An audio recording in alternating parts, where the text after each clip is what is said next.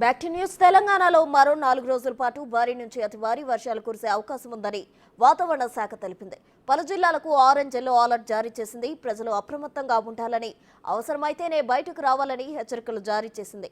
మరింత సమాచారం మా ప్రతినిధి అంజుమా అందిస్తారు. రాష్ట్ర వ్యాప్తంగా విస్తారంగా వర్షాలు కురుస్తున్నాయి. భారీ నుంచి అత్యంత భారీ వర్షాలు పలు జిల్లాలలో కురుస్తున్నాయి.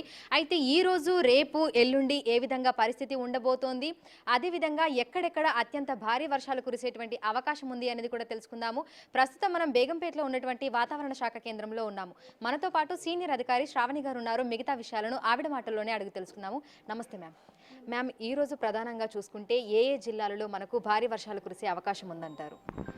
మనం ఈరోజు చూసుకున్నట్లయితే దాదాపుగా మాన్సూన్ యాక్టివ్గా ఉండడం, మాన్సూన్ ట్రఫ్ కూడా మనకి రామగుండం ఏరియాలో ఉండడం వల్ల ఒక ఉపరితల ఆవర్తనం దాదాపుగా ఉత్తర కోస్తా ఆంధ్ర మీద కూడా ఏర్పడడం వల్ల దీని యొక్క ప్రభావం వల్ల రేపు మనకి అల్పపీడనం కూడా ఏర్పడే అవకాశం ఉంది.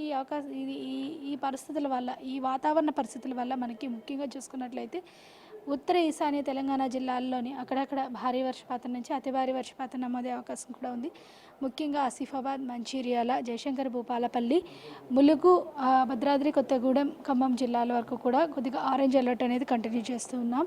అదేవిధంగా కొన్ని జిల్లాలకి అంటే ఎస్టవెల్ మనకి వరంగల్, ఉమ్మడి వరంగల్ జిల్లా అయితే కానీ, లేదంటే మనకి ఉమ్మడి కరీంనగర్ జిల్లాలోని సిద్దిపేట, అలాగే రాజన్న సిరిసిల్ల పరిసర ప్రాంతాలకి కొంత ఎల్లో అలర్ట్ అయితే కంటిన్యూ చేస్తున్నామండి. మొత్తం జిల్లాలన్నీ కూడా సాధారణ స్థితిలోనే ఉన్నాయి. అత్యధికంగా మనకి నారాయణపేట 102% అధికంగా ఉందన్నమాట.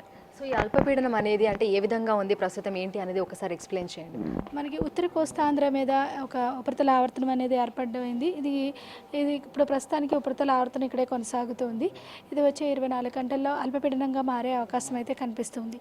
ఈ అల్పపీడన ప్రభావం అనేది ఉత్తర కోస్తాంధ్ర మరియు ఉత్తర ఈశాన్య తెలంగాణ జిల్లాల మీద ఎక్కువగా ఉండే అవకాశం అయితే కనిపిస్తుంది. దీని యొక్క ప్రభావం వల్ల మనకి 2 రోజులు మాత్రం, ఈ 2 రోజులు భారీ నుంచి అతి భారీ వర్షపాతం నమోదయ్యే అవకాశం ఉంది. తర్వాత నుంచి భారీ వర్షపాతం మాత్రమే నమోదే అవకాశం అయితే కనిపిస్తుంది. అయితే ఇంతకుముందు సిస్టమ్ అంతా భారీగా లేకపోయినప్పటికీ మనకి రాత్రులు ఎక్కువగా వర్షపాతం నమోదే అవకాశం అయితే కనిపిస్తుంది. ఇక హైదరాబాద్లో చూసుకుంటే పరిస్థితి ఏ విధంగా ఉండొచ్చు మ్యామ్? అంటే ప్రస్తుతం అయితే క్లౌడీ వెదర్ ఉంటుంది, అక్కడక్కడ మనకు కొంచెం జల్లులు, కొంచెం మోస్తరు వర్షం కూడా కురుస్తుంది.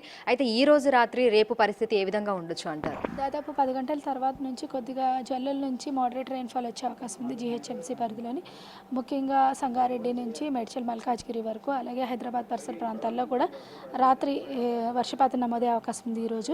అలాగే రేపు కూడా చూసుకున్నట్లయితే పగటి పూట కొద్దిగా తెరిపించినప్పటికీ సాయంత్రం పూట జల్లులు కురిసే అవకాశం అయితే కనిపిస్తుంది. దాదాపుగా ఒక 3 నుంచి 4 రోజుల వరకు ఇదే విధంగా ఉండే అవకాశం ఉంది. తర్వాత కొంచెం పూర్తిగా తెరిపిస్తుంది అనమాట. ఆల్మోస్ట్ 10-11వ తేదీ దాటిన తర్వాత నుంచి కొంచెం మరింతగా వాతావరణంలోని కొద్దిగా తెరిపించే అవకాశం ఉంది. తర్వాత మళ్ళీ నెలాఖరులో కొద్దిగా ఉత్తర ఈశాన్య తెలంగాణ జిల్లాల్లో అధికంగా వర్షపాతం నమోదే అవకాశం ఉంది. Thank you. ప్రస్తుతం మనం చూసినట్లయితే కూడా హైదరాబాద్లో మనకైతే క్లౌడీ వాతావరణం అయితే ఉంటుంది. ఇక అక్కడక్కడ చిరుజల్లులు, తేలికపాటి నుంచి మోస్తరు వర్షం కురుస్తుంది. ఇక తెలంగాణ రాష్ట్ర వ్యాప్తంగా పలు జిల్లాల్లో భారీ నుంచి అత్యంత భారీ వర్షాలు కూడా కురుస్తున్నాయి. అయితే ఈ రోజు పలు జిల్లాలకైతే ఆరెంజ్ అలర్ట్ ఇవ్వడం జరిగింది. దీంతో పాటుగా కూడా ఎల్లో అలర్ట్స్ అయితే ఇవ్వడం జరిగింది. ఇక రానున్న 2-3 రోజుల పాటు కూడా తెలంగాణ వ్యాప్తంగా పలు జిల్లాలకైతే ఎల్లో అలర్ట్స్ జారీ చేసినట్టుగా వాతావరణ శాఖ తెలుపుతోంది.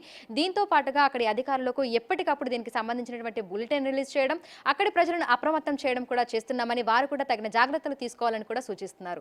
వీడియో జర్నలిస్ట్ హరీష్తో అంజుమా, బిగ్ టీవీ, హైదరాబాద్.